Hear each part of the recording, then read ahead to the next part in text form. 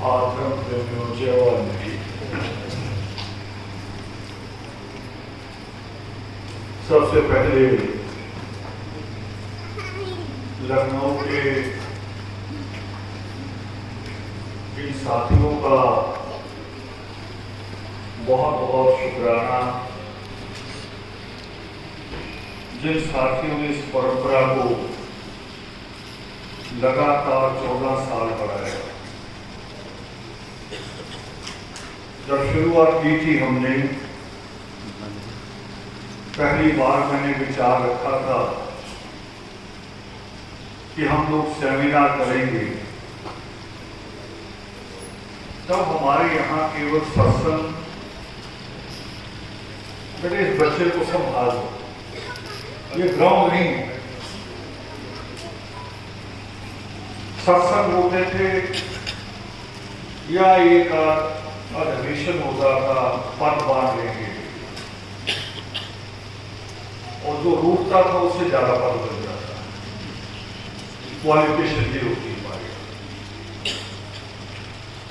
और पहली बार जब मैंने ये विचार रखा, बहुत सारे साथियों को अजीब लगा कि जी ये क्या होगा, क्योंकि सेमिनार की कल्पना नहीं की थी। आप में से जो लोग कॉलेज गए हैं, उन लोगों ने जो सेमिनार लिखा ये उस तरह का नहीं है। कॉलेज यूनिवर्सिटी का सेमिनार तो होता है कि एक दो रिसोर्स पर्सन आएंगे, बड़े प्रोफेसर, अपनी मर्जी के आधा पौना घंटा बोलेंगे, 10 मिनट आपको सवाल के देंगे और उसके बाद चले। ये मेरी एक बहुत अद्भुत कल्पना थी। मुझे लगा कि जब हम किसी बच्चे को सुनने लगते हैं, हम सुनते नहीं असल में बच्चों को। पहले कहते तुम छोटे हो, बड़ा हो जाता उसको कहे तुम बड़े हो गए हो, ज्यादा ना बोलो। एक प्रॉब्लम है हमारे बीच।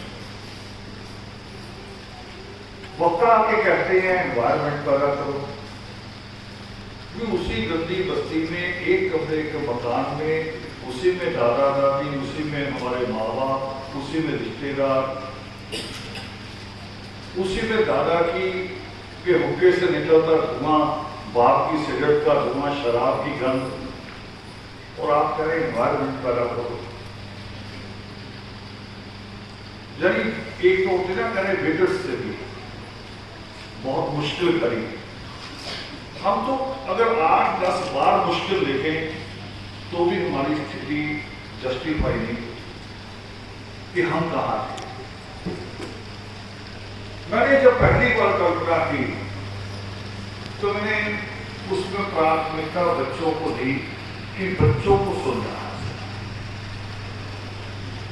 तो आज आपने जो देखा, यहाँ इस प्रोग्राम को हमारे 2 बच्चे मन संचालन कर रहे थे, और हर बार ये नहीं होती, हर बार 2 नए बच्चे हम चुनते हैं उसी शहर से जिस शहर में ये प्रोग्राम है। और ये दोनों बच्चे हमारे जो यहाँ टीम ऑर्गेनाइज कर रही होगी, ये उस टीम में से किसी के बच्चे नहीं, लखनऊ के समाज में से। लीडरशिप कैसे आएगी, ये बच्चे सीखेंगे यहाँ से, कैसे कमांड करनी है, कितना समय देना है, कब रोक लेना है। आप कुछ कह के गए, उसको एक लाइन में बात में एक्सप्लेन करना है। हमारे बच्चों को कौन मौका दे? हमारे बच्चों को मौका नहीं दिया जाता। मेरा बहुत सारे कॉलेज में, यूनिवर्सिटी से संबंध है, और मैं देखता हूं टीचरों का बिहेव। अगर वहां भाषण प्रतियोगिता जिसे कहते हैं, किसी सब्जेक्ट पे बोलना, तो उसमें हमारा बच्चा नहीं चुना जाएगा। हाँ, अगर डांस का प्रोग्राम है झगड़ा है तो सबसे ज्यादा हमारे बच्चे चुने जाए। उसका कारण समझिए अपने आप। फिर दो बच्चे केवल से चलाते, पहले हमने शायद 2.5 घंटे हम लोगों ने बच्चों को सुना।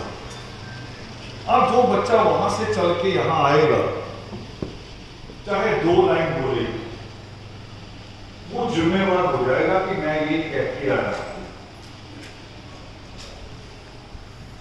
उसकी जवाबदेही बनेगी, खाली तारीफ नहीं होगी। कभी कभी माँ बाप साथी पूछेंगे कि तुमने वहां ये कहा था, और ये बहुत बड़ी बात है जिसको कहते हैं वचन देना। ये वचन देने जैसा ही। बच्चे आते हैं और हमने कुछ फिक्स नहीं किया होगा, किसी एक बच्चे को भी टोका गया यहाँ कि तुम इधर से उधर जा रहे हो, बस एजुकेशन से जुड़ी हुई बात है। वो चाहे उसको उपलब्धि के रूप में बताए, चाहे किसी ने रोए लटकाए वो बताए, वो एजुकेशन से रिलेटेड कोई बहुत बड़ी हमने बैरिकेड भी खड़ा है। JNK से लेके महाराष्ट्र और हैदराबाद तक हम इस मुहिम को चला रहे हैं लगातार। और पहले जो मुहिम चलती थी, चलाते थे, कुछ बड़े लिखे प्रयास किया करते थे। मैं भी देखता था उनको, बच्चे इकट्ठे कर दिए कि जी रिजल्ट आया है, जो फर्स्ट डिवीजन आई है उनको ये वही डायरी देंगे, सेकंड वाले को ये देंगे, थर्ड वाले को ये देंगे। और अभी दी नहीं जाती थी कि पीछे से दादी गाली देती आ रही कि मेरे वाला रो रहा है, इसको भी दो करें तो फेल होगा ना, दो से यानी गधे और घोड़े सब इकट्ठे हो जाते। और फिर उस कापी डायरी का कोई मतलब नहीं, उसका कोई अर्थ नहीं। बच्चा लेके क्या गया, बच्चे की आपने सुनी भी नहीं। यहां तो भारत में ला है, अभी भी है, बहुत सारे उसके ऊपर ऐतराज होते हैं, थोड़ा थोड़ा उसको सुधार कर देते हैं वही। 8वीं क्लास तक फेल नहीं किया जाता है पूरे भारत में। अब 8वीं तक जब फेल ही नहीं करना तो टीचर की कोई रिस्पॉन्सिबिलिटी है? कोई रिस्पॉन्सिबिलिटी नहीं, बच्चा तो पास होना ही होना है। और 9th में जाके ब्रेक लगेगी और खोटे सिक्के की तरह वो वापस आ जाएगा, फिर वो पहली क्लास के लायक भी नहीं रहे। हम किसी तरीके से एंगल से नहीं सोच रहे। रात मेरी एक बेटी से बात हो रही, और बेटी भी आपने JNU से, जिसने PhD किया, और आप जिस कॉलेज यूनिवर्सिटी में पढ़ते हैं वहां तो सब्जेक्ट वाइज PhD होती है। अगर लॉ से कर रहे तो लॉ में ही कोई लाइन ढूंढी जाएगी। इकोनॉमिक्स में है तो अर्थशास्त्र में से कोई और एक चीज कि आप इसमें से कर लीजिए। JNU तो ऐसी यूनिवर्सिटी है कि वहां तो मैं पहली बार वहां गया था, मैं बड़ा हैरान हुआ कि कहाँ आया वहां।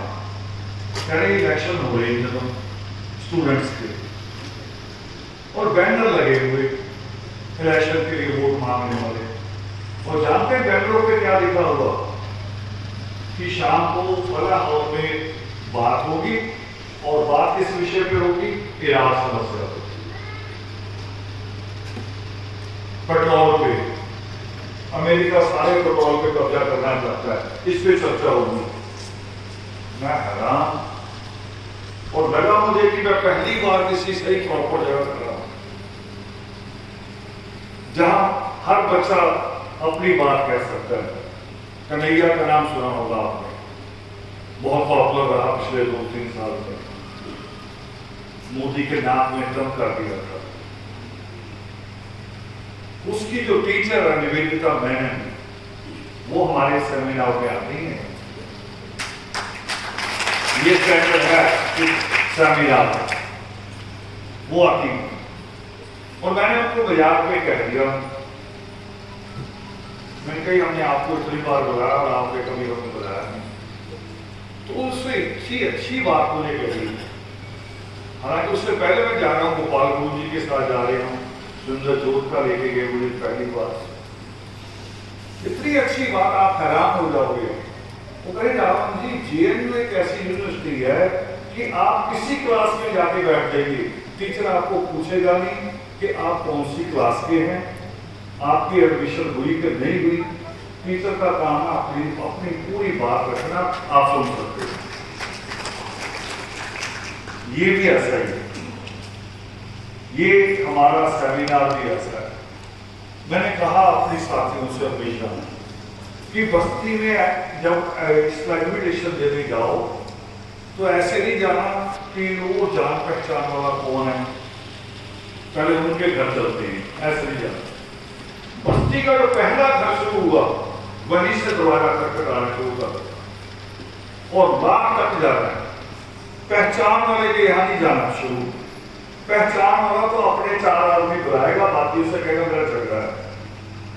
बच्चे तो वो भी मेरे आने चाहिए, वो भी, और हो सकता है उन्हीं में गिरा हो, उन्हीं में से किसी ने अगर एकलव्य बनना हो तो पक्षपात नहीं हो, एक एक दरवाजा खटखटा के हम जाए। तो आज मुझे खुशी हुई, मैं बता रहा था उस बेटी की डिग्री, उसकी डिग्री है स्कूल ऑफ इंटरनेशनल स्टडीज, इस पे उसने पीएचडी किया है।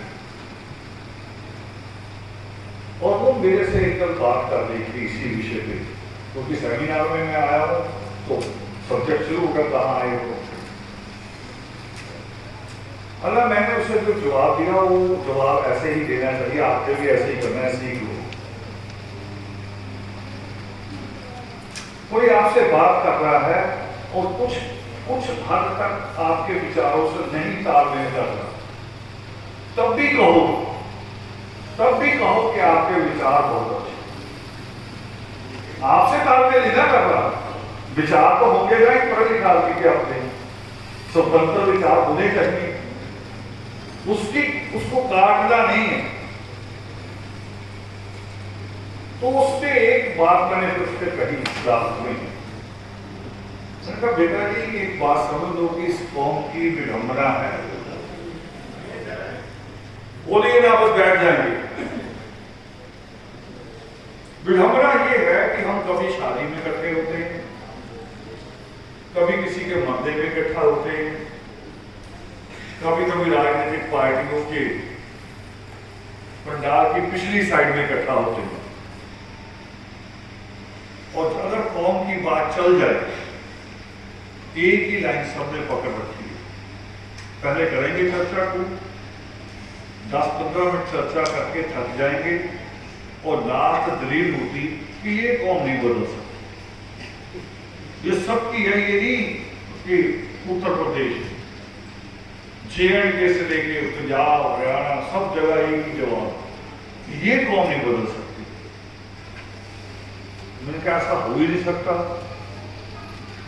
आदमी को जो स्वतंत्र दिमाग दिया ईश्वर ने, सोचने की ताकत दी है, ये हो ही नहीं सकता कि ये कौम बदले। बदल सकती है, आपने प्रयास नहीं किया, आपने केवल दूर बैठ के निंदा की है, कमियों की निंदा की है, उसी पे चर्चा करके कहते बस हो गया।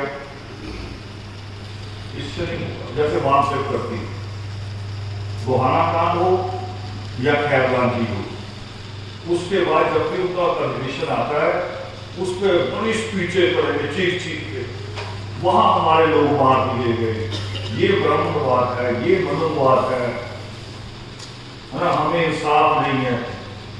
मगर एक जगह बता दे वहां से, जहां उन्होंने वकील करके दिया हो अपनी जेब से कि गरीब के ऊपर जुल्म हुआ, गरीब का पूरा परिवार मारा गया, अब वकील हम करते थे, एक जगह बता। चीखने का मतलब क्यों चीखते हो जब करना ही कुछ नहीं।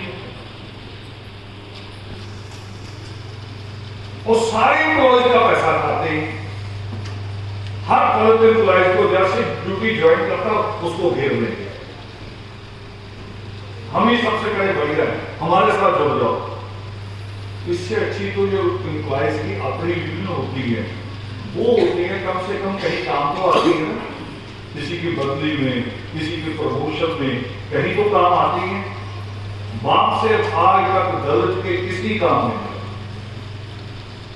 हाँ एक चीज के काम आई कि फूड डालती है, जैसे हमारा आदमी मिलता, बहुत अच्छी बात कही आपने, जैसे हमारा आदमी मिलता उनको सबसे पहले सिखाते हमारे आदमी को कि वाल्मीकि छोड़ो, ये बाप से पक्का एजेंडा। और मैं आपको कहता हूं खटबल,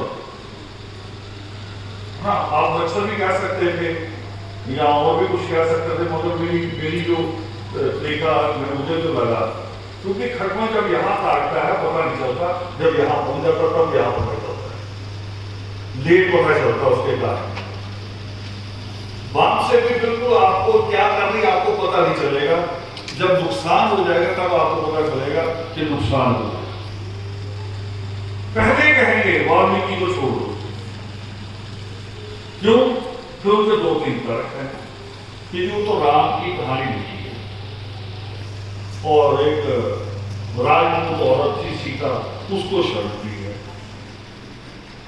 भाई अगर हम रविदास जी की बात करें,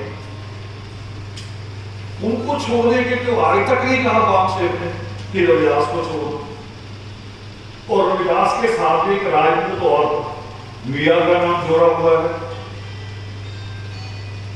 सृष्टिकर्ता वाल्मीकि दयावान ने अगर रामायण लिखी है तो वो लिखी है जिसको देखे प्यारेलाल को हिम्मत हुई सच्ची रामायण कहने की।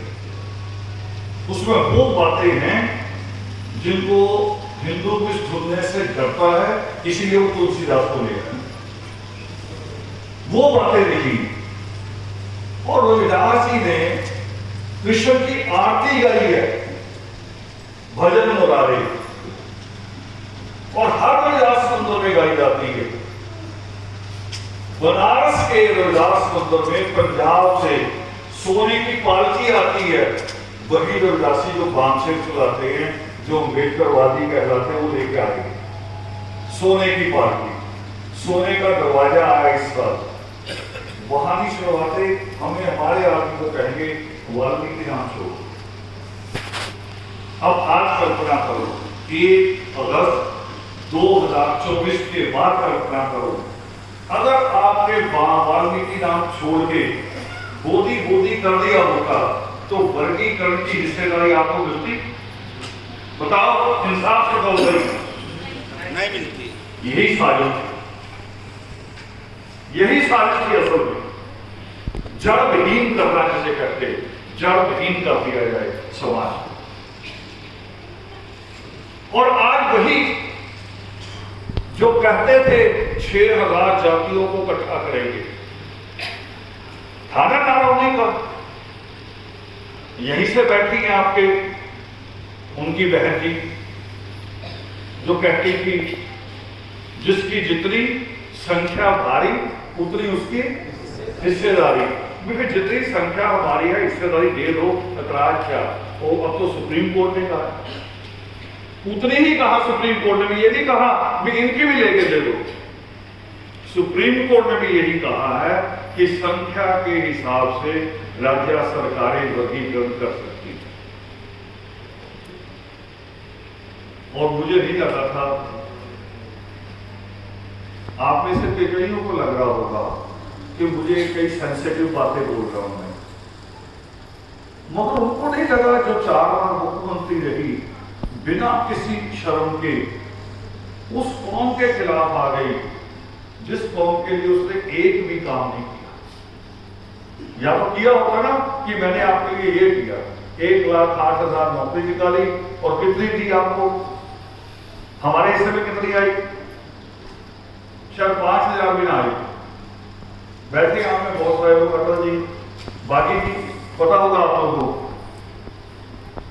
उसको करें रोटेशन के हिसाब से बांटेंगे।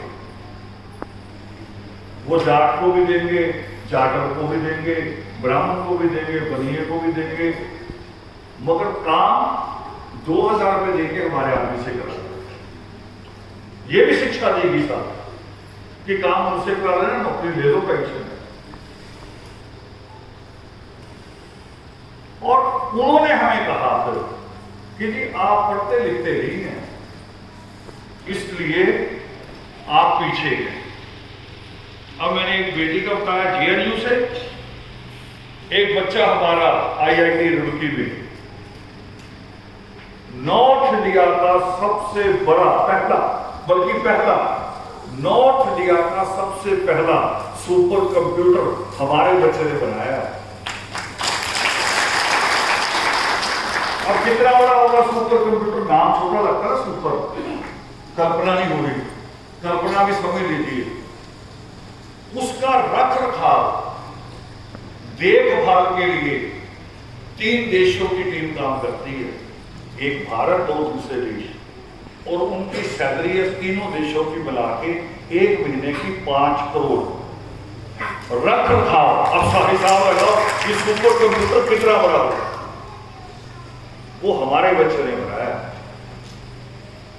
और कौन कह रही है, जो 8वीं फिर बच्चों की तरह कागज लेके बैठ जाती है, फिर स्टेटमेंट पढ़ती है, वो चैलेंज कर रही है हमें। इसलिए चैलेंज कर रही हैं कि आप पहले सत्ता हमारे बल पे खा गए। इसी शहर से रामविलास वाल्मीकि थे, सरकारी नौकरी छोड़ के हाथी लेके घूमे थे, बीएसपी का प्रचार कर रहे, मगर जब बीमार रहे, पता नहीं 3-6 महीने बीमार रहे, एक बार इसी शहर में मायावती, उनको देखने तक नहीं गए। ये है पक्षपात, जो कह रहे जातियों को इकट्ठा करना। जातियों को इकट्ठा का तब होता कि आप तो हमारा हाथ पकड़ के कहते कि आओ, तुम पीछे क्यों रह गए, आओ आगे बढ़े। एक लाइन और बोल के फिर मैंने इस बच्चों के सब्जेक्ट पे आना है। अब और ढेर बोल दूं कि ये कैसे आगे बढ़े। वो आगे बढ़ गए, इसलिए आप उनको कहने लग पड़े बड़ा भाई, बड़े नहीं, बड़े आप हैं। ऐतिहासिक तौर पर देखेंगे तो बड़े भाई आप हैं। हाँ, आगे वो अब बड़े कैसे, यहां पुराने लोग बैठे, उनको पता होगा रिकॉर्ड। पहले के भारत के मुखिया जो होते थे ना, किसी भी भारत का मुखिया हो, जैसे हम यहाँ उद्योग विभाग में हैं, या कोई एसडीएम है, कोई प्रिंसिपल है, कोई बैंक मैनेजर है, नौकरी खुद रख लिया करते थे। किसी को लगाना है, मान यहाँ पे मिनट की बचा पड़ गई, लगा लो। विभाग के मुखियों के पास पावर होती थी, खुद ही नौकरी दे देते। ये तो जब जनसंख्या बढ़ी है, पढ़े लिखे लोगों का अनुपात बढ़ा है, फिर वो एंट्रेंस टेस्ट होने शुरू हुए, इंटरव्यू बनने शुरू हुए, मेरिट लिस्ट बननी शुरू हुई। पहले विभाग के मुखिया रख लेते थे, मगर हम नहीं गए उनके पास। क्यों? अब कारण समझ लो, हम नगर पालिका की तरफ जा रहे थे, वो सारे विभागों की तरफ जाना शुरू हो गए, वो मार्केट में उतर गए। तो जब एक आदमी किसी विभाग में चपरासी लग जाए, तो उस विभाग की सारी बारीकियां जान जाता है और पीछे वाले को पकड़ पकड़ के लाता है। हमारे वाले पीछे वाले को पकड़ के नहीं लाते। ये भी एक रंज है। हमारे वाले उनके बीच में शामिल हो जाते हैं, मोदियों में, अम्बेडकरवादी जो क्या करते हैं, तो उनको गाली देके बनी बैठते। आप खुश हो रहे थे और कह रहे थे कि वाल्मीकि नाम से मुझे गर्व है, और जिस आदमी ने वाल्मीकि नाम से सबसे ज्यादा पदवियां ली, सबसे ज्यादा प्रसिद्धि पाई, वो कह रहा मुझे वाल्मीकि नाम पे एतराज है, ओम प्रकाश वाल्मीकि। हमारे तो राइटर ऐसे, क्योंकि इनके घेरे में था, वो लोगों के घेरे में था, जो वो कहते थे वो लिखते थे। उसे एतराज था, तो मैंने उसे कहा, घर में गया उनके घर, मैं कहा तो एतराज तो छोड़ने को किसने मना किया, छोड़ो अभी, खत्म करो।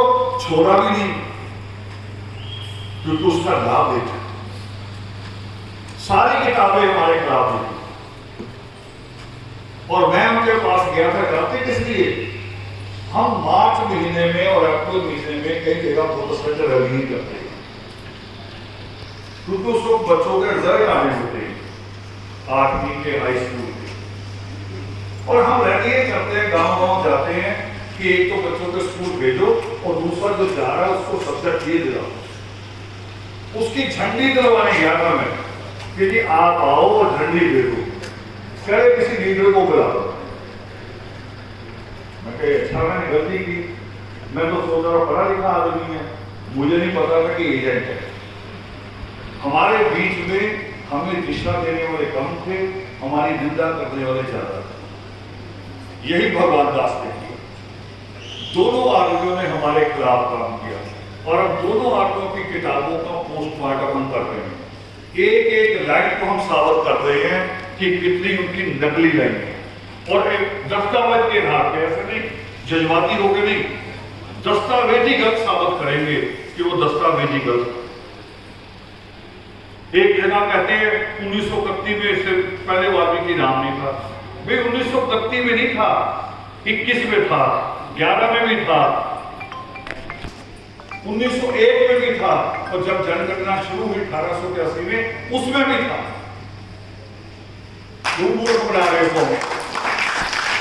और कौन सोचती कि जो लाइन किताब में आ गई यही सही है, ये नहीं सही, उसके ऊपर बारीकी से सोचा जाता।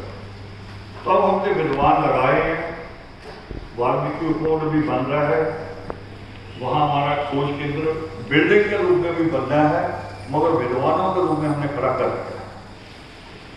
हमने हर चीज के ऊपर बारीक नजर रख रहे हैं भी क्या कर रहे हैं।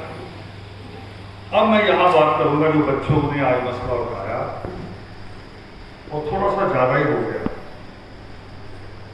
कई बच्चे आए, कह रहे बच्चों पे दबाव ना, आप लोगों ने शादी बीमारी कही।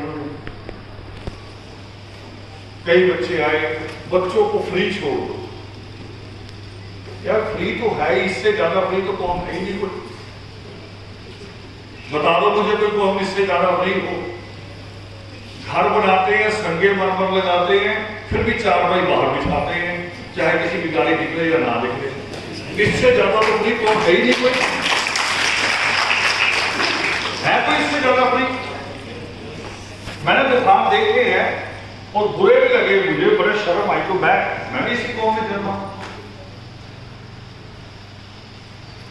और फिर बाहर बैठे बैठे बुरी आदतें पड़ जाती है।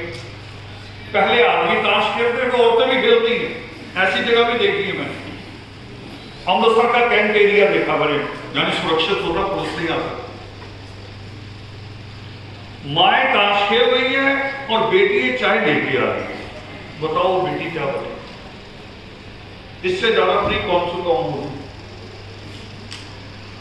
फ्री नहीं रहना होता, टोटल फ्री नहीं छोड़ा जा सकता।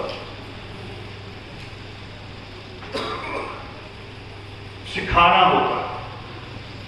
अब बच्चा तो भागता है, चाय का कप पड़ा, भागा जा रहा, उसको हाथ डाल दे, मां करने देगी? करने देगा कोई भी? हाँ, चाय के कप में हाथ डालने फ्री है। आप जो पढ़ाई लिखाई के बारे में सोचते हैं, उतने लायक आप नहीं हुए अभी कि आप खुद सोच सके। उतना लायक वो होगा जिसकी दादी फिजिक्स की टीचर, जिसका दादा मैथ का टीचर रहा हो। वो तो परंपरा होगी ना घर में, पूरी पढ़ाई का माहौल, कपड़ों की 1 अलमारी, किताबों की 2 अलमारी जिनके घर में, उनका बच्चा सोच सकता है क्योंकि उसके जीन्स में आ गया। हमारा बच्चा कैसे सोचेगा? अभी जाओ बस्तियों में, चलो लखनऊ चलते हैं, सारी बस्तियों में गणपति लग रहा है, और स्पीकर का मुंह इधर भी है, उधर भी है, उधर भी है, और बच्चों के एग्जाम भी शुरू हैं। कल ही बच्चों का पहला एग्जाम हुआ, कई बच्चों का जो स्कूल में है। और गणपति लोगों को कोई परवाह नहीं किसके बच्चे के पेपर है। वो कह रहा मेरा बच्चा नहीं पढ़ा, दूसरे का कैसे पढ़ गया? पढ़ने देना ही नहीं। इस पे पंचायतों को सवाल उठाना चाहिए था, बात करनी चाहिए थी। आप मरने की परंपराएं बना सकते हैं, शादी के फेरे कैसे होंगे उसकी परंपराएं भी बना सकते हैं। घर में आने के बाद बहू सूअर के खून में हाथ भिगो के दीवार पे लगाएगी, वो रिवाज बना सकते हैं। तो किताबों का रिवाज नहीं बना सकते, बनाए तो आप ही है ना। पंचायतों के पास ये अधिकार था ना, और पंचायतों के पास ये अधिकार था। यहां बेटी जो बोल रही थी, आप अपवाद है, आप मिसाल नहीं है। लाखों में जो एक हो उसे कहते हैं अपवाद। मिसाल तो हमारे यहां ये है कि पढ़ी लिखी लड़की को कहेंगे तू बाहर नहीं निकलेगी, और अनपढ़ जाएगी किसी के भी घर पोछा लगाने, दरवाजा खुलेगा अंदर जाएगी, दरवाजा बंद होगा वहीं रहेगी। ये सवाल हमारे लोगों ने उठाया, और इस पे तो एक मैंने अपनी किताब में लिखा है, सबसे अच्छा तोड़वारा मोगा शहर है। मोगा शहर पंजाब का, यानी जहां से आंदोलन हुए बड़े बड़े स्टूडेंट्स आंदोलन हुए, मोगा वो शहर है भगत सिंह के बाद। और उसी शहर में एक लड़की ऑलरेडी शायद क्लास 2 करके आई होगी, उस वक्त प्लस 2 था नहीं है, और घर में आके जब बात की ससुराल के लोग मान गए। लड़का भी पढ़ा लिखा था, वो करे आगे पढ़े। आप हैरान होंगे, पंचायत में वाल्मीकि सभा लगी शाम को, पूरी सभा बैठी, सारी बस्ती इकट्ठी हो गई। उनको बुलाया कि तुम्हारी बहू हमारा नाक कटवा रही। वो कली कैसे घरे किताबें लेके यहां से निकलती है। देखो, जो झाड़ू टोपी उठा के निकलती होंगी उससे नाक नहीं कटता, किताब लेके एक निकली उससे नाक कट गया। मगर परिवार अच्छा था, वो कर रही आप पंचायत करो, फूका पानी बंद करो, हमें निकाल दो, मगर किताब नहीं छोड़ेंगे। और वो लड़की प्रिंसिपल बनी, उसी घर में इनकम टैक्स कमिश्नर बना, सबसे ज्यादा बड़े पद उस घर में।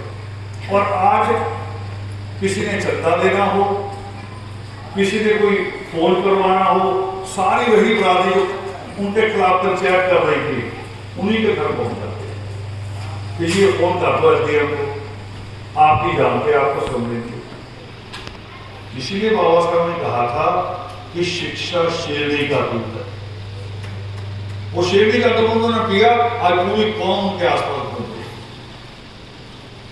तो हमें फैसले नहीं लिए, जहां हमें लड़ना चाहिए था हम लड़े नहीं, बल्कि जब हमारी लहर शुरू हुई, हमारी लहर के खिलाफ लोग खड़े हो।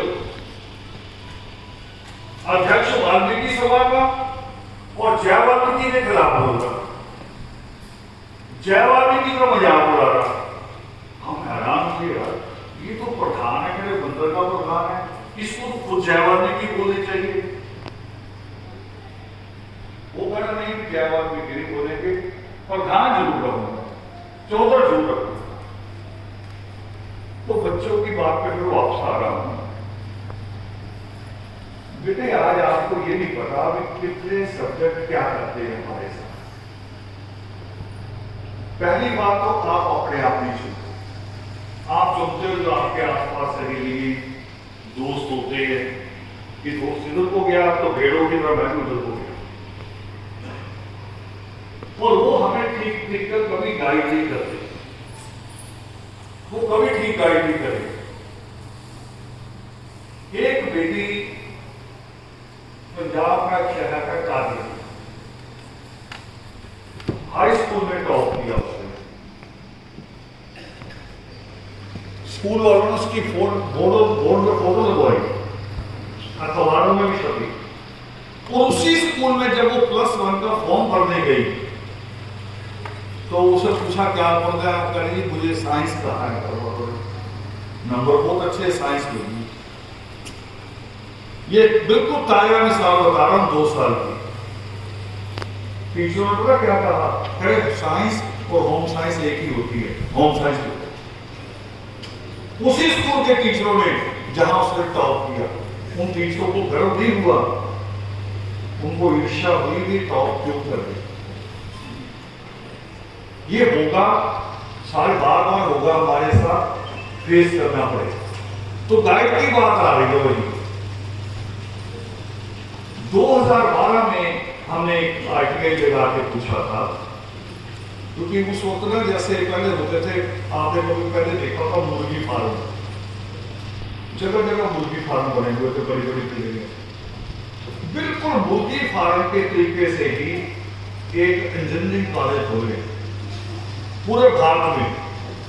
लखनऊ के भी हर जहां भी बाईपास होगा हो गया, बाहर निकलते ही होता हर शहर से पोल्ट्री फार्म की तरफ।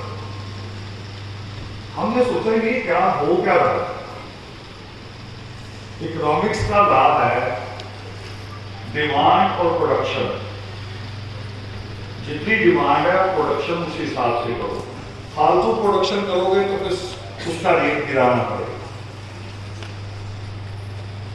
हमने आरटीआई से पूछा तो पता चला 2012 का बता रहा हूं, 4.5 लाख बीटेक बच्चा फालतू पैदा हो रहा है। 4.5 लाख, जिसकी जूट ना प्राइवेट सेक्टर को है ना पब्लिक सेक्टर। बीटेक कितने साल की होती है? 4 years। बोलो 2 से 4 साल। 4 साल। 4 साल बच्चे के जीवन के गए, माँ बाप का पैसा गया। बताओ इसमें बैक ईयर है कोई बैक ईयर है? हम आगे ठीक कर रहे उसे, और उसके बाद उसे पता चले कि इसका तो रोजगार ही नहीं। ऐसे ही एमबीए हो गया और ऐसे लाभ होने जा रहा है। कभी कोर्ट कचहरी का चक्कर लगा रहे हो, जो बच्चे ला करना चाहते हैं, वकीलों को बैठे देखो, बेचारे बैठे कैसे।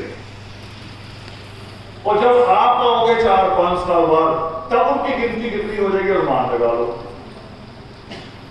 हाँ, वो बच्चा जो जुडिशरी तक जाना चाहता है लाभ है, जो पीसीएस जे करने को तैयार है, वो लाभ है। ये गाइडेंस की जरूरत है, इसके बिना काम नहीं चल सकता।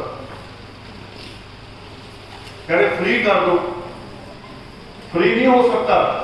फ्री तो आप एक्टिवा चला रहे हैं और धड़ाम मार रहे हैं। सबसे ज्यादा एक्टिवा टकराएगी रोड पे चले जाओ, क्योंकि फ्री है, कोई गियर नहीं है, बिना सीखे सब दिए घूम रहे हैं।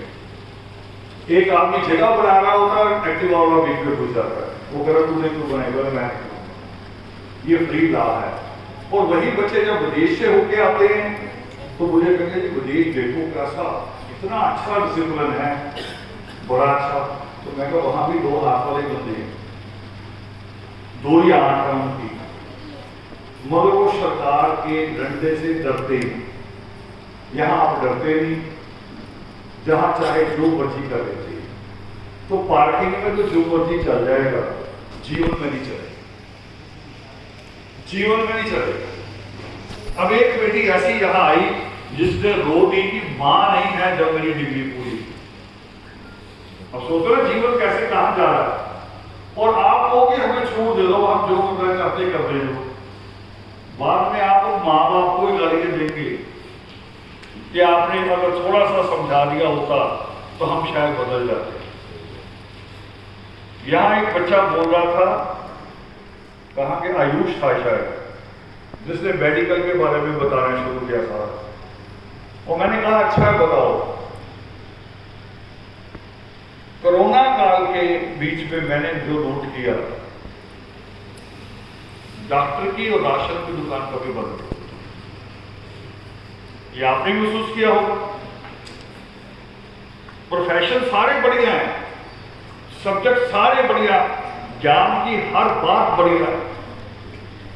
मैंने कहावत सुनी थी कि एक टीचर ने बच्चे को लास्ट में भेजा जंगल में कि जाओ वो जड़ी बूटी ढूंढ के लाओ जो किसी मेडिसिन में इस्तेमाल न होती।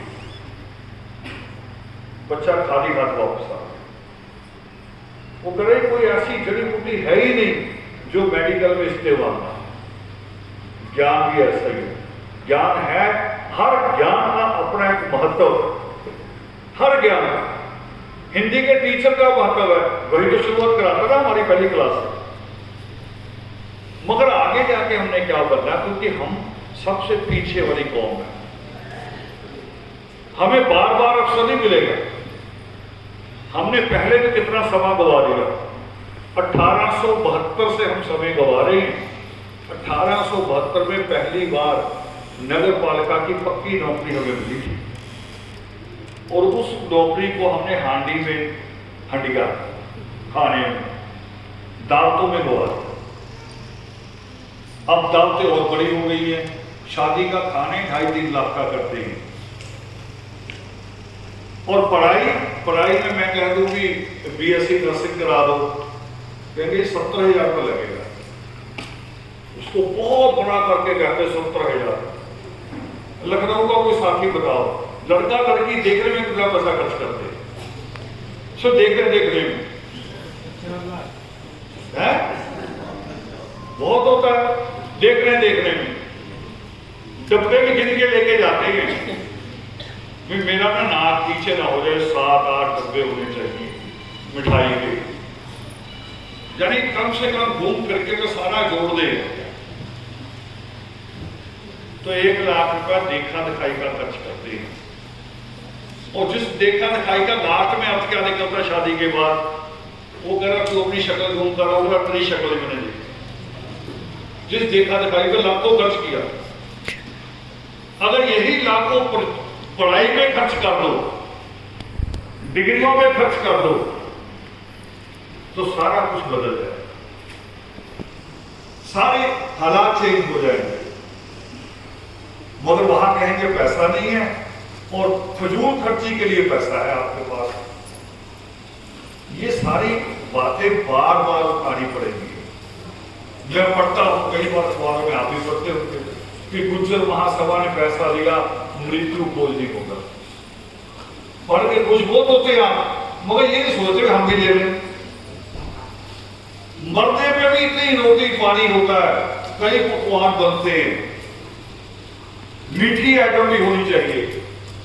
मैं तो खुद मेरा इलाहाबाद रिश्तेदारी में हमारे ससुर की मृत्यु हुई, चौथा ने करे मीट बनेगा। मगर इसका क्या मतलब? कह रहे ये शौक खोला जाता है, यानी शौक नहीं, शौक एक होता है, शौक दुख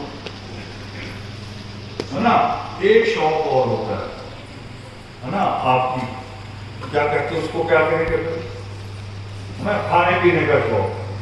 भी 4 दिन से ज्यादा हम रह नहीं सकते मीट मुर्गा खाए, इसलिए चौथे दिन ही करवा,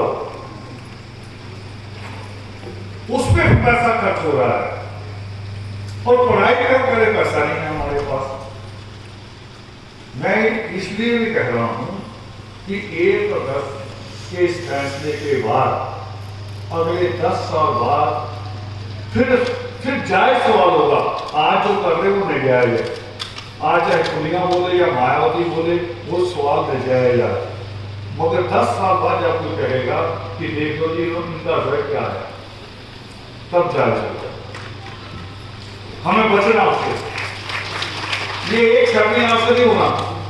आप जहां जहां भी जाओ, अपने घर जाओ, रिश्तेदारी में जाओ, इस एजेंडे को लेके जाओ कि अगले 10 साल एक युद्ध लड़ना है, कलम लेके युद्ध लड़ेंगे, कलम लेके लड़ेंगे, और वहां भी उस मुकाम तक पहुंचेंगे। और जानता हूं मैं जानता हूं, मेरा विश्वास है कि मेरी इस कौम के बराबर शायद ही कोई मुस्लिम कौम। लड़ने में नहीं कह रहा हूं, आप ज्यादा लड़ने में खुश होते हैं, दिमाग में भी है।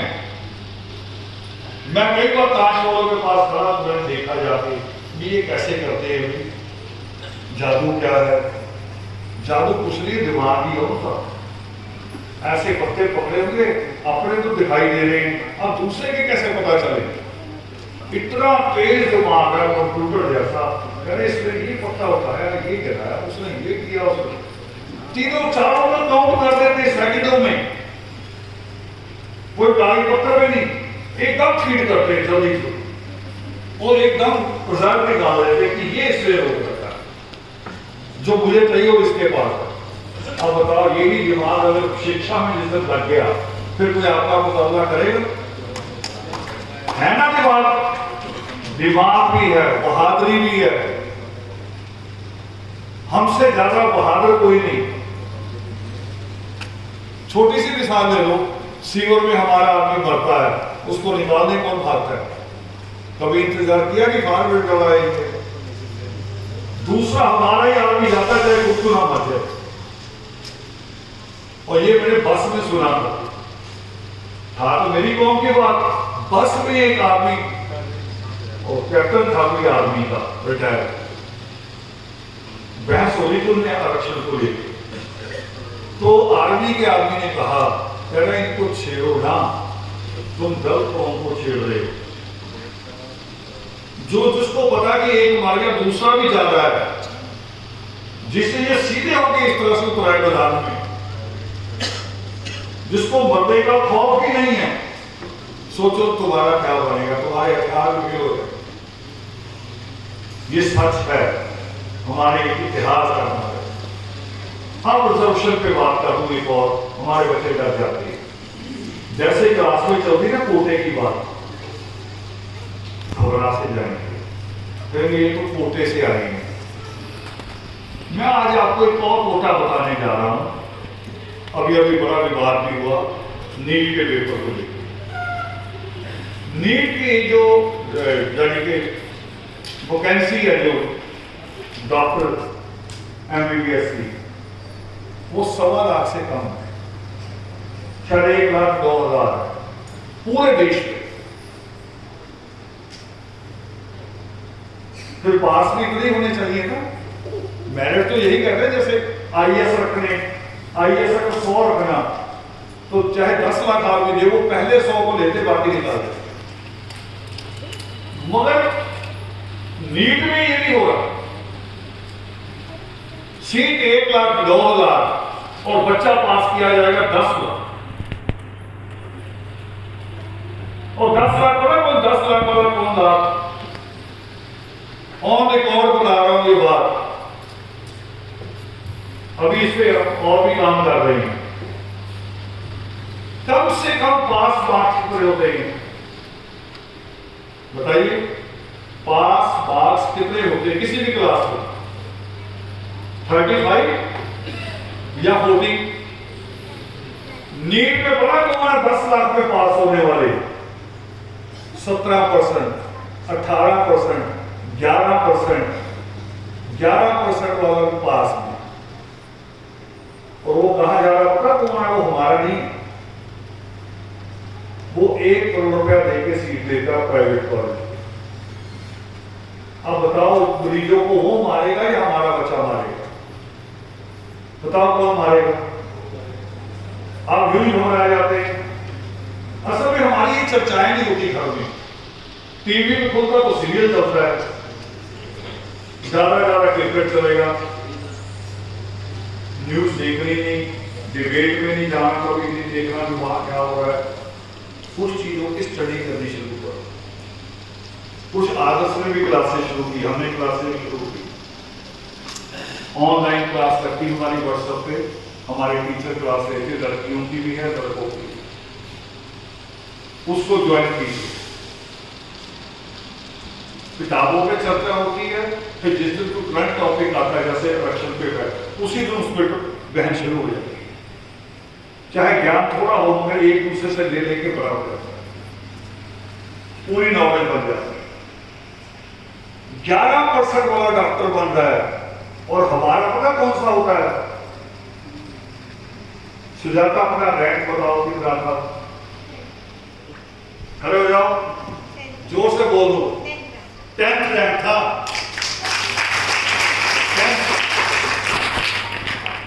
और संदीप का 17। ये हमारी है, हमारी मेरिट ये है। तो 11% वाले करोड़ रुपए देकर सीट ले रहे हैं और जितने जा रहे हैं वहां मॉस्को में और दूसरे देशों में भी, रूस के, यूक्रेन भी, बाकी देशों में भी, वो सारे फेल, यहां पे जो फेल है वो जा रहे हैं। ये चीजें याद रखनी चाहिए बच्चों को। जब कभी बहस हो जाए कोटे पे तो कौन इतना मुझे भी मौका दो, मुझे भी एक कोटे का पता है भी क्या होगा। तो ये डर के नहीं होगा, हौसला रखना पड़ेगा, हिम्मत रखनी पड़ेगी। और दुनिया में कोई ऐसी चीज नहीं है जो आप कर ना सकते। उसके बारे में ये समझ लीजिए कि हर किताब, हर खोज, हर मैथमेटिकल फार्मूला इंसान नहीं बना है और आप भी इंसान। इसलिए कोई चीज असंभव हो ही नहीं सकती। जब एक इंसान बना सकता तो दूसरा इंसान भी कर सकता है। ये यहां लिखा है। सबसे बड़े साइंटिस्ट हुए 20वीं शताब्दी के, 20वीं शताब्दी के रैंक नंबर 1 अल्बर्ट आइंस्टाइन क्या कह रहा है? वो कह रहा है मुझे असल में आदत ये थी कि जो समस्या सामने आ गई, ये नहीं कि मुझे सारी समस्याएं पता थी, मैं उसे छोड़ता नहीं था हल किए बिना। ये है असली चीज। मैं किसी चीज के पीछे लग जाओ, उसका आपको अपने आप ज्ञान होना शुरू हो जाएगा भी ये इसका जवाब ये है, मिलता है। हमारी ज्योग्राफी की टीचर ने हमें पढ़ाया कि जो हवाएं पूर्व और पश्चिम से चलती नजर आती हैं, वास्तव में ये उत्तर और दक्षिण से चलती हैं। मैंने कहा इसमें रट लें कि समझ लें? वो कह रही रटी दो, मगर हम नहीं हटे। मेरा एक दोस्त था हरचंद से, शाम को हम इकट्ठे पढ़ते थे। उसके घर बैठे वो कह रहा चलो पढ़े, आज क्या कर रहा। मैं कहा नहीं भी आज एक समस्या ही हल नहीं की अभी तक भी। हवाएं तो नॉर्थ से चलती हैं या साउथ से, हमें पूर्व से क्यों आ रही हैं? नहीं हो वो भी कहा छोड़ दे आप, दूसरा काम कर लेते हैं, तो इंग्लिश का खोल दे, कुछ और खोल दे। भाई हाई स्कूल की बात है। मैं कहा ना भी मसला नहीं, मालूम नहीं है, दिमाग में तो वही घूम रहा है। उस ओम दो पेपर वेट हुआ करते थे कांच के, आज भी होशियार हो गए सब। अब उसको लेके ऐसे हम बैठे दिमाग भी चला रहे, और पेपर वेट का जवाब दे दिया। पेपर वेट ने बताया भी ऐसे होता है। हम पेपर वेट को ऐसे देखो, ऐसे घुमा रहे थे, साउथ ये ना, नॉर्थ यहाँ है, पूर्व और पश्चिम तो इधर उधर होंगे। तो समझ में आ रही है हवा यहां से चलेगी और धरती जब घूमेगी तो ये कहां से लगेगा, इसके मुंह पे कहां से लगेगा, नीचे से लगेगी कि साइड से लगेगी? साइड से। कटाई कहां से? साइड से। जवाब आ गया। हम सारे 8 बजे टीचर के घर चले गए, बागल से साइकिल उठाई उसके घर चले गए। वो आटा घूम रही, उसके हस्बैंड ने दरवाजा खोला, करा क्या हुआ? हमने कहा टीचर से मिलना, एक सवाल था, हल नहीं मिल रहा, मिल गया। करा अच्छा तुम्हें मिला है? छुपे थे, आज अंदर आ जाओ। वो भी बड़े मजाक के मूड में था, अंदर आ जाओ। और टीचर कह रही पंजाबी में, मोया तुम की करना आया? मैं कह वो जवाब मिल गया, जवाब मिल गया। वो उसका हस्बैंड करा अच्छा अच्छा बताओ। और वो हमें भगा रही, आटा उसके हाथ में लगा हुआ, भाग भाग। और वो हस्बैंड ने नहीं बता, थोड़ा आप पता चलेगा। हमने कहा लगे वहां से तो आगे कल पिटाई, मगर वो टीचर साथ में उसने अपनी बात ही नहीं, वो अरे ठीक नहीं है बच्चा। तो काम ये होते हैं असल में, हमने अभी भी आदत है हमें कि जो बहुत मुश्किल काम हो हम उसको कर लेते।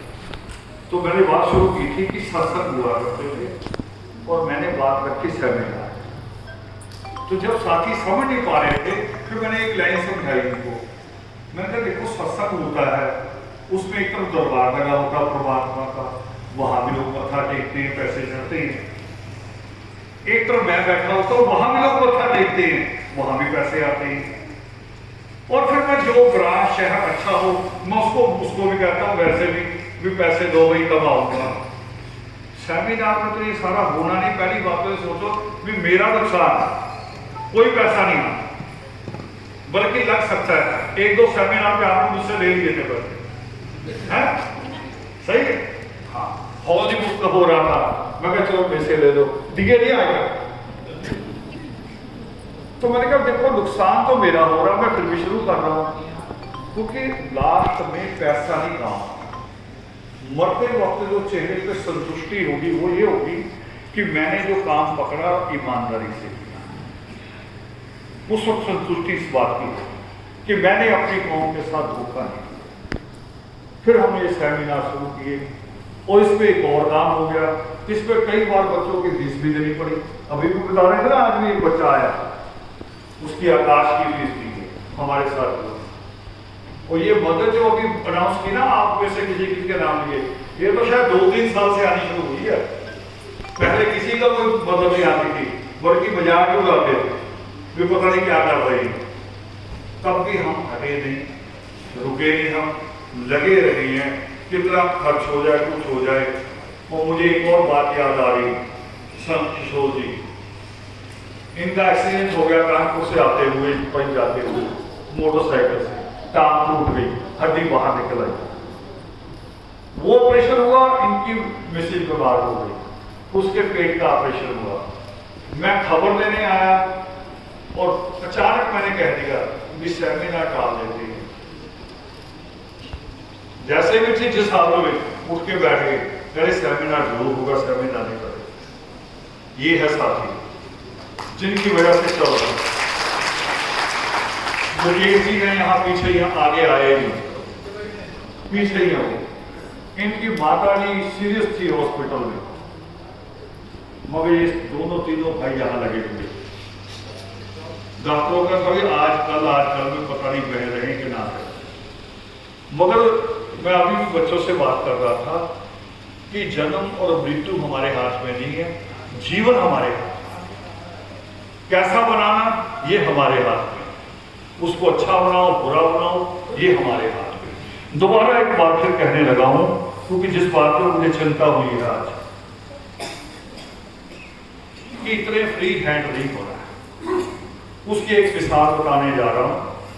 एक लड़कियों के कॉलेज में मैं था, लड़कियों की शिकायत ज्यादा होती है, तो जब क्वेश्चन आंसर की बात आई तो लड़की हमें कही हमने क्वेश्चन करने हैं, और उनकी प्रिंसिपल टाल रही थी।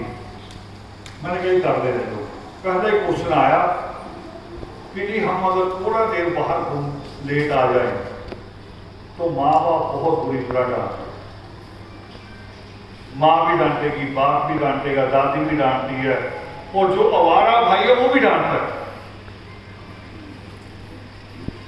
और ये जो कॉलेज की बात मैं बता रहा हूँ, जनरली सारे हर तरह का बच्चा था वहां, जाट का, ब्राह्मण का। तो मैंने उन बच्चों से कहा, वो आप भी सुनो, आपके लिए भी जवाब है। मैंने कहा माँ बाप को निकाल दो उसमें से। आपका अगर कोई छोटा भाई या छोटी बहन है, अगर स्कूल खत्म हुआ 3 बजे और वो 4 बजे तक अगर घर नहीं आई, तुम बताओ मुझे, तुम आराम से रोटी खा लोगे उसके आए बिना? कोई अच्छा फ्रूट रखा हुआ टेबल पे खा लोगे? पता लगा कि 1 घंटा हो गया, कहाँ रह गई? माँ बाप को छोड़ दो, बहन को सोच रहा, शांत हो गया बात। तो बस मैं क्या यही जवाब है, माँ बाप गलत नहीं है। हाँ, थोड़ा सा गुस्से में उनकी आवाज ऊंची, वॉल्यूम बढ़ जाता है, मगर वो जितना ऊंचा वॉल्यूम है ना, उतना गहरा प्रेम होता असल में। चिंता होती कि मेरे बच्चे को कुछ हो ना जाए।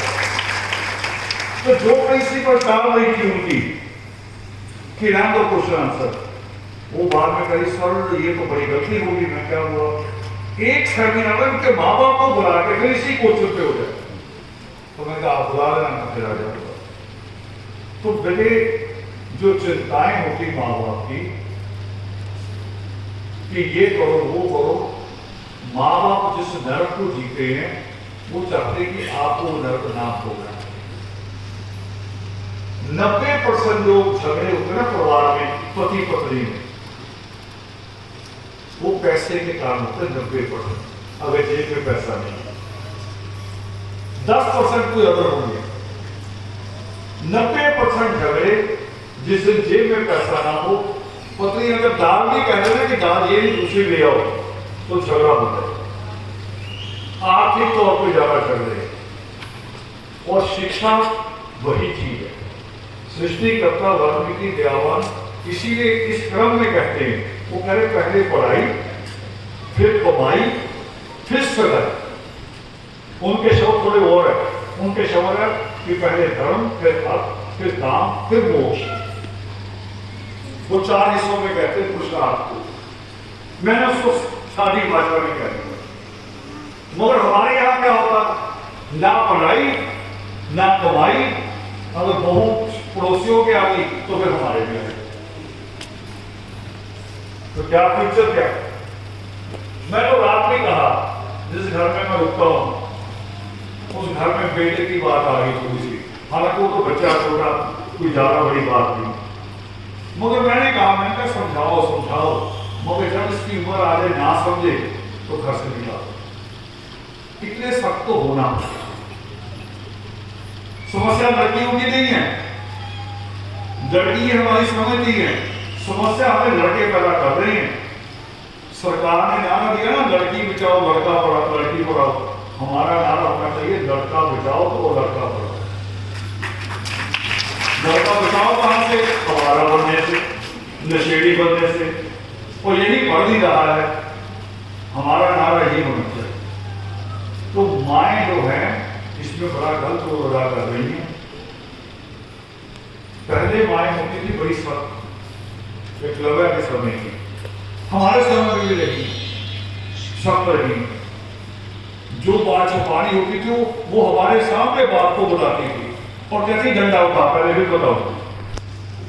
अब माएँ बड़ी बड़ी बेकार हो गई, डब्बे वाले दूध वाली हो गई, सीरियल वाली, बच्चों की गलतियों पर पर्दा डालती। पंजाब खास ज्यादा दूषित है इस मामले, वहां ये समस्या ज्यादा है, नशा बहुत फैला है। वहां मैं माँ को कहता हूँ, देखो एक आम बात है, लड़का जब बड़ा होता जाता है तो बाप से भले दूर बैठे, माँ से दूर नहीं होता। माँ को गले में मिलेगा, माँ बैठी है तो गोद में सिर भी रख लेगा। तो जिसके इतने करीब हुआ बच्चा अगर बाहर से नशा करके आएगा तो माँ को नहीं पता चलेगा। बताओ, मैं एनडीटीवी पे था, जब इंटरव्यू था मेरा, तो मुझे कह रही वो थोड़ा सा बोले कौन सा पाउडर होता है वो बता दो। मैं कहीं नहीं लगाऊंगा, कह रहे नहीं पसीना रोक रहा है। मैं कहा मेकअप नहीं कराऊंगा ऐसे जैसा हूं मैं तो कह रहे बस उस पसीना आता तो चमकता है क्या मुझे। दरवाजा खोला उन्होंने, इतनी गंदी बदबू आई। मैं कहा नहीं मैं नहीं कराऊंगा, अंदर ही जाऊंगा। अंदर कौन था शरीर, उसने लगा रखा था सेंट, उसका नाम कोई स्मोकिंग करके बताया मुझे उन्होंने। मैं कहा इतनी बदबू। फिर मैंने वही से ज्यादा कहा कि जो सच में नशा करके आता होगा हमारी माँ को क्यों नहीं पता चलता। पता चलता है पर्दे डालती, आवारा करती कोई पर्दे डालती, पति को ठंडा खाना दे देगी रात को, वो 11 बजे लफंगा है उसको गर्म करके देगी। ये नहीं चलेगा। मलाई भी लड़के के लिए रखेंगी, लड़की पढ़ रही है, डॉक्टर बनने जा रही, नर्स बनने जा रही है, उसको कहेंगी मलाई हटा दे, खराब ना करना, लफंगा दवाई पिएगा। लड़कियों को भी दो, और लड़कियां भी सुन लो भी ज्यादा साइड ही देने में आप, लड़कियां भी बहुत दर्द हो गई है ना, भी एक रोटी खाऊंगी फिगर खराब हो गई है। फिगर नहीं, तुम्हारा दिमाग खराब हो रहा है। पढ़ाई पे भी उतनी ही एनर्जी लगती बल्कि ज्यादा लगती, जो मैंने नोट किया।